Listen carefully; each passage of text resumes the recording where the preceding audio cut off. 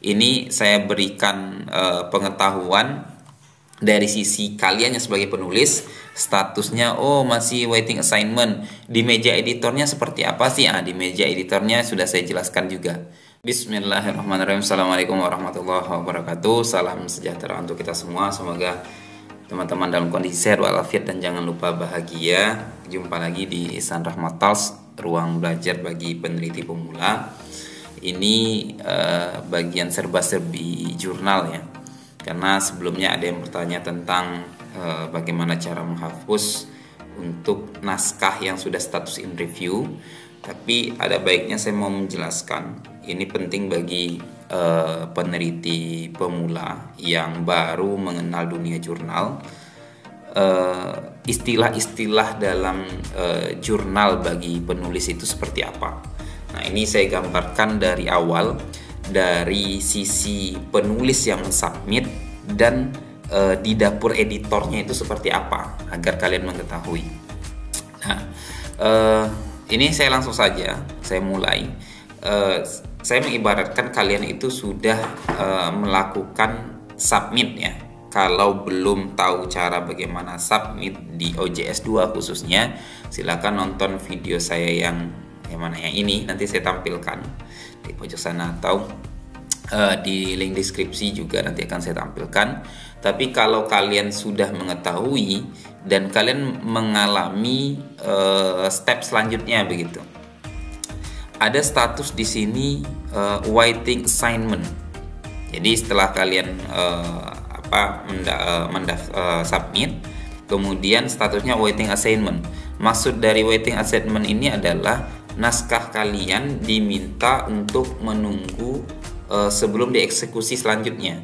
Jadi ibarat sebuah rumah, kalian itu berada di lobi, belum disuruh untuk masuk ke ruangan editor. Nah, itu maksud dari waiting assignment.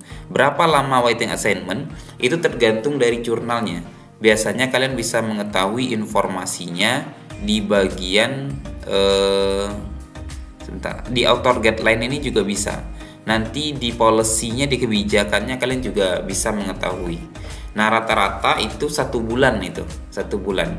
Tapi ada juga jurnal yang menunggu sampai 3 bulan. Itu untuk merubah status dari waiting assignment. Itu kalau dari sisi penulisnya. Tapi kalau di meja editor tampilannya seperti ini nanti. Nah, unassigned, in review, editing, dan arsip. Nah, posisi kalian kalau seandainya di waiting assignment itu posisinya di meja editor seperti ini. Ini editor ya. Nih, saya masuk sebagai editor. User saya sebagai editor. Nah, ketika editor buka ini, maka muncullah artikel yang kalian submit. Nah, nanti editor akan baca nih. Dia buka misalnya salah satunya. Saya buka salah satu ini saja ya. Yang ini saja ya. Dia buka, kemudian dibaca, boleh langsung dibaca seperti ini oleh editornya. Karena ketika kalian submit biasanya kan diminta untuk menulis judul lengkap, kemudian juga membuat abstrak. Atau si editor nanti juga bisa buka bagian original file ini. Biasanya nanti dia berisi naskah artikel kalian yang telah kalian submit. Kemudian si editor ini akan memutuskan. Nah, posisi memutuskannya itu di sini. Reject and archive submission. Jika si editor merasa tulisan ini tidak sesuai, kayaknya tulisan jurnal saya tentang dakwah nih, tentang komunikasi Islam misalnya. Ini kok judulnya atau temanya terkait dengan ini ya, terkait dengan pembelajaran misalnya ya, bisa pembelajaran. Nah, si editor itu bisa mereject dan arsip. Kalau nggak sesuai ya. Kalau seandainya editor mereject dan arsip, maka status kalian yang di sini ini yang awalnya waiting assignment itu berubah menjadi arsip. Di sini berubah jadi arsip. Contohnya saya pernah mengalami nah, seperti ini ya. Jadi ini ada penulisnya, ada judulnya. Kalau statusnya berubah jadi arsip, itu istilah lainnya tulisan kalian sebenarnya nggak sesuai atau ditolak, atau ada yang bagian-bagian yang harus kalian revisi. Kalau sudah bagian arsip ini, nanti kalian bisa diskusi dulu dengan si editornya. Apakah arsip ini maksudnya memang tidak sesuai sama sekali, atau memang ada bagian yang tidak kalian ikuti. Misalnya seperti dalam kasus ini, si editornya itu mengatakan bahwa saya tidak mengikuti aturan main yang ada di jurnal ini. Waktu itu saya menulis abstrak sekitar 203 kata, sedangkan di sini maksimal 200 kata.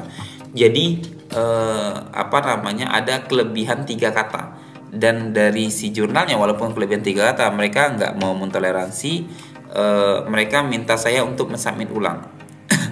Nah, jadi statusnya seperti itu. Kalau seandainya kalian menemukan status di sini berubah jadi arsip, nah, seperti yang saya alami ini, arsip. Tapi kalau status di sini berubah menjadi in review, seperti di sini statusnya in review. Jadi ini ada 3 kasus ya. Kalau statusnya berubah menjadi in review, artinya si editor mulai mencarikan reviewer untuk si penulis.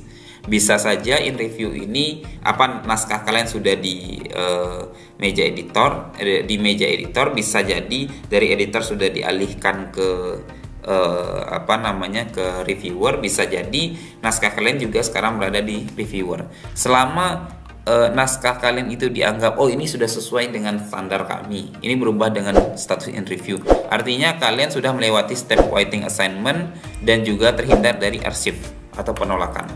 Nah, in review. Nah, dari sisi meja editor bagaimana? Si editor kalau seandainya melihat tulisan ini sesuai, dia tidak mereject atau tidak mengarsip, berarti dia akan memilih seperti ini, add editor.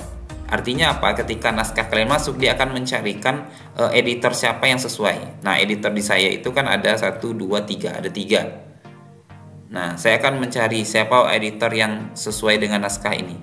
Misalnya di sini ada saya, bisa saya pilih nama saya sendiri atau saya pilih nama orang lain. Nah, nanti ketika saya pilih nama orang lain, orang tersebutlah yang akan mengontak langsung dengan dengan penulis, dan orang tersebutlah yang akan menghubungi reviewer. Ketika dipilih salah satu editor atau add self atau memilih sendiri dirinya sebagai editor, maka status kalian akan berubah langsung menjadi in review. Nah, itu ya 3 istilah awal yang saya sampaikan ke kalian. Kemudian saya lanjutkan, kalau ketika ini tulisan kalian ini di review oleh si reviewer, maka reviewer itu namanya ada di sini. Sebagian jurnal menyebutkan nama-nama siapa reviewernya dan si peneliti mengetahui, tapi sebagian lagi itu menyembunyikan.